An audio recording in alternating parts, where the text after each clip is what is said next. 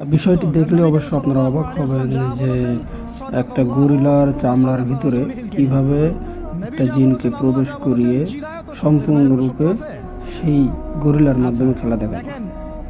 ভিডিওটি দেখবেন, দেখলে বুঝবেন যে কালো জাদুর কত পাওয়ার বা কালো জাদু কত মারাত্মক ধরনের হয়।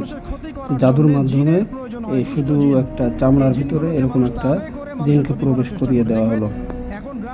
দেখতে থাকুন। এরপরে গরিলাটা এভাবে উঠবে, উঠে কিন্তু সে হাঁটাহাঁটি করবে। এটা আফ্রিকার জনপ্রিয় খেলা। তারা এই কালো জাদুর মাধ্যমে এভাবে জিনদেরকে নিয়ে খেলতামাশা করে এবং এটা তারা খুবই উপভোগ করে। দেখুন এটা কিভাবে করতেছে।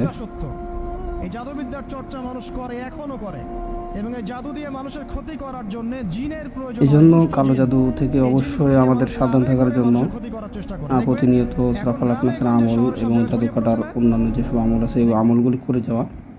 দেখুন যে জাদু কত মারাত্মক হয়। এই জাদুর মাধ্যমে একজন ব্যক্তিকে মৃত্যু পর্যন্ত নিয়ে যাওয়া যায়, অর্থাৎ জাদুর মাধ্যমে একজন ব্যক্তিকে মেরেও ফেলে দেওয়া যায়।